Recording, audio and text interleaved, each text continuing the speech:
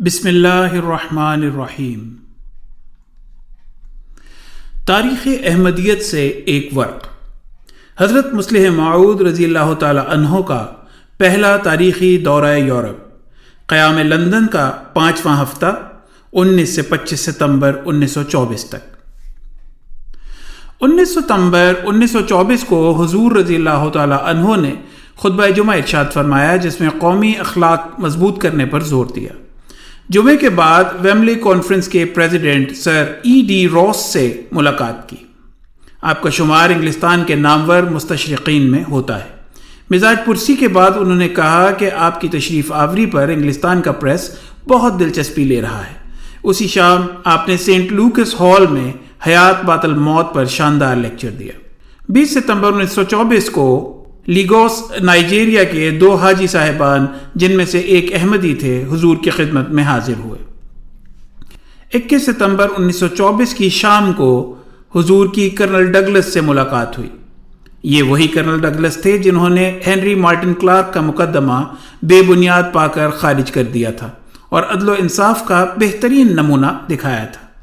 22 ستمبر 1924 کو Wembley conference کا افتتاح ہوا اور حضور رضی اللہ تعالی عنہ مع رفقاء اس کے اجلاس میں شمولیت کے لیے تشریف لے گئے۔ کانفرنس میں حضور کے مضمون کی شاندار کامیابی۔ 23 ستمبر 1924 کا دن سفر یورپ کی تاریخ میں سنہری دن ہے، کیونکہ اس دن ویمبلی کانفرنس میں حضور رضی اللہ تعالی عنہ کا بے نظیر مضمون پڑھا گیا، جس نے سلسلہ احمدیہ کی شہرت کو 4 چاند لگا دیے، یورپ میں اسلام کی روحانی فتح کی بنیادیں رکھ دی، اور حضرت مسیح موعود علیہ الصلوۃ والسلام کا لندن میں تقریر کرنے کا رویا پوری آب و تاب سے پورا ہو گیا۔ 23 ستمبر کو اسلام پر 3 مضمون پڑھے گئے۔ پہلا مضمون خواجہ کمال الدین صاحب بانی ووکنگ مشن نے اہل سنت والجماعت کی طرف سے، دوسرا شیخ خادم دجیلی صاحب نے اہل تشیع کی طرف سے، اور تیسرا اور آخری حضرت خلیفۃ المسیح ثانی رضی اللہ تعالی عنہ کی طرف سے تھا، جو تحریک احمدیت کے نقطہ خیال سے اسلام کی ترجمانی کرتا تھا۔ حضور رضی اللہ تعالی عنہ کے مضمون کا وقت 5 بجے شام مقرر تھا، جبکہ لوگ 2.5 گھنٹے سے مسلسل بیٹھے اسلام سے متعلق مضامین سن رہے تھے۔ انگلستان کے باشندے زیادہ دیر تک بیٹھنے کے عادی نہیں ہیں، مگر جوں ہی آپ کی تقریر کا وقت آیا، وہ نہ صرف وہیں اپنی جگہ پوری شوق و ذوق سے بیٹھ گئے، بلکہ دیکھتے ہی دیکھتے پورا ہال سامعین سے بھر گیا۔ کسی اور لیکچر کے وقت حاضرین کی تعداد اتنی زیادہ نہیں ہوئی۔ اجلاس کے صدر سر تھیوڈر موریسن نے حضور رضی اللہ تعالی عنہ کا سامعین سے تعارف کروانے کے بعد نہایت ادب و احترام کے جذبات کے ساتھ آپ سے درخواست کی کہ آپ اپنے کلمات سے محظوظ فرمائیں۔ اس پر حضرت خلیفۃ المسیح ثانی رضی اللہ تعالی عنہ، جو اپنے رفقا کے ساتھ سٹیج پر ہی تشریف فرما تھے، کھڑے ہوئے اور انگریزی میں فرمایا، مسٹر پریزیڈنٹ، بہنوں اور بھائیوں، میں سب سے پہلے خدا تعالیٰ کا شکر ادا کرتا ہوں کہ اس نے اس کانفرنس کے بانیوں کے دلوں میں یہ خیال پیدا کیا کہ لوگ اس طریق پر مذہب کے سوال پر غور کریں اور مختلف مذاہب سے متعلق تقریریں سن کر دیکھیں کہ کس مذہب کو قبول کرنا چاہیے۔ اس کے بعد میں اپنے مرید چودھری ظفر اللہ خان صاحب بارٹ لاء سے کہتا ہوں کہ میرا مضمون سنائیں۔ میں ایسے طور پر اپنی زبان میں بھی پرچہ پڑھنے کا عادی نہیں ہوں، کیونکہ میں ہمیشہ زبانی تقریریں کرتا ہوں اور 6 گھنٹے تک بولتا ہوں۔ مذہب کا معاملہ اسی دنیا تک ختم نہیں ہو جاتا، بلکہ وہ مرنے کے بعد دوسرے جہان تک چلتا ہے، اور انسان کی دائمی راحت مذہب سے وابستہ ہے۔ اس لیے آپ اس پر غور کریں اور سوچیں، اور مجھے امید ہے کہ آپ توجہ سے سنیں گے۔ اس کے بعد حضور رضی اللہ تعالی عنہ نے مکرم چودھری ظفر اللہ خان صاحب رضی اللہ تعالی عنہ کے کان میں فرمایا کہ گھبرانا نہیں، میں دعا کروں گا۔ چنانچہ مکرم چودھری صاحب رضی اللہ تعالی عنہ کھڑے ہوئے اور 1 گھنٹے میں نہایت بلند اور نہایت مؤثر اور نہایت پرشوقت لہجے میں یہ مضمون پڑھ کر سنایا۔ چودھری صاحب رضی اللہ تعالی عنہ 1 دن پہلے حلق کی خراش کی وجہ سے بیمار تھے، مگر اللہ تعالیٰ نے روح القدس سے ان کی تائید فرمائی۔ حضور رضی اللہ تعالی عنہ کا مضمون اور مکرم چودھری ظفر اللہ خان صاحب رضی اللہ تعالی عنہ کی زبان نے، جسے حضور نے ایک مجمع میں میری زبان کہا تھا، حاضرین پر وجد کی کیفیت طاری کر دی۔ ایسا معلوم ہوتا تھا کہ سب حاضرین گویا احمدی ہوں۔ تمام لوگ ایک محویت کے عالم میں آخر تک بیٹھے رہے۔ جب مضمون میں اسلام کے متعلق کوئی ایسی بات بیان کی جاتی جو ان کے لیے نئی ہوتی تو کئی لوگ خوشی سے اچھل پڑتے۔ غلامی، سود اور تعداد ازدواج وغیرہ مسائل کو نہایت واضح طور پر بیان کیا گیا تھا۔ اس حصہ مضمون کو بھی نہ صرف مردوں نے بلکہ عورتوں نے بھی نہایت شوق اور خوشی سے سنا۔ 1 گھنٹے بعد لیکچر ختم ہوا تو لوگوں نے اس گرم جوشی کے ساتھ اور اتنی دیر تک تالیاں بجائیں کہ پریزیڈنٹ سر تھیوڈر موریسن کو اپنے ریمارکس کے لیے چند منٹ تک انتظار کرنا پڑا۔ پریزیڈنٹ نے کہا، مجھے زیادہ کہنے کی ضرورت نہیں، مضمون کی خوبی اور لطافت کا اندازہ خود مضمون نے کرا لیا ہے۔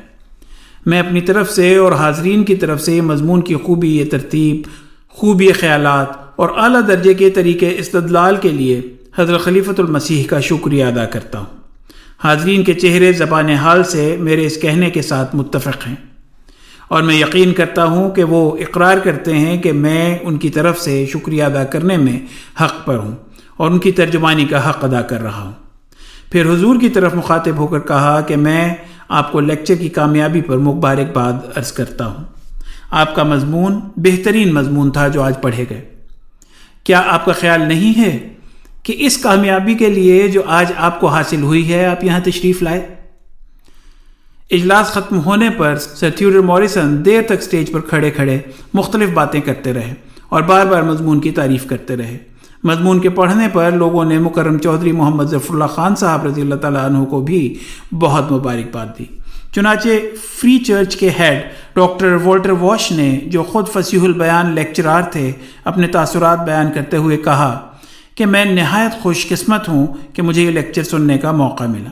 قانون کے ایک پروفیسر نے بیان کیا کہ جب وہ مضمون سن رہا تھا تو یہ محسوس کر رہا تھا کہ یہ دن گویا ایک نئے دور کا آغاز کرنے والا ہے۔ پھر کہا، اگر آپ لوگ کسی اور طریق سے ہزار روپیہ بھی خرچ کرتے تو اتنی زبردست کامیابی حاصل نہیں کر سکتے تھے۔ ایک پادری منش نے کہا، 3 سال ہوئے مجھے خواب میں دکھایا گیا کہ حضرت مسیح 13 حواریوں کے ساتھ یہاں تشریف لائے ہیں، اور اب میں دیکھتا ہوں کہ یہ خواب پورا ہو گیا ہے۔ مس شارپلز، کانفرنس کی سیکریٹری، نے کہا کہ لوگ اس مضمون کی بہت تعریف کرتے ہیں، اور خود ہی بتایا کہ ایک صاحب نے ہز ہولینس خلیفۃ المسیح الثانی کے متعلق کہا کہ یہ اس زمانے کا لوتھر معلوم ہوتا ہے۔ بعض نے کہا کہ اس کے سینے میں ایک آگ ہے، ایک نے کہا یہ تمام پرچوں سے بہتر پرچہ تھا۔ ایک جرمن پروفیسر نے جلسے کے بعد سڑک پر چلتے ہوئے آگے بڑھ کر حضور رضی اللہ تعالیٰ عنہ کی خدمت میں مبارکباد عرض کی اور کہا، میرے پاس بعض بڑے بڑے انگریز بیٹھے کہہ رہے تھے یہ نادر خیالات ہیں جو ہر روز سننے میں نہیں آتے۔ مسٹر لین نے، جو انڈیا آفس میں ایک بڑے عہدیدار تھے، تسلیم کیا کہ خلیفۃ المسیح کا پرچہ سب سے اعلیٰ اور بہترین پرچہ تھا۔ پریس نے بھی اس عظیم الشان لیکچر کی نمایاں خبریں شائع کی اور اس کی عظمت کا اقرار کیا۔ چنانچہ مانچسٹر گارڈین نے 24 ستمبر 1924 کی اشاعت میں لکھا، اس کانفرنس میں ایک ہلچل ڈالنے والا واقعہ جو اس وقت ظاہر ہوا وہ آج سے پہر کو اسلام کے ایک نئے فرقے کا ذکر تھا۔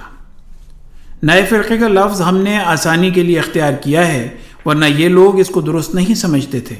اس فرقے کی بنا ان کے قول کے بموجب آج سے 34 سال پہلے اس مسیح نے ڈالی جس کی پیشگوئی بائبل اور دوسری کتابوں میں ہے۔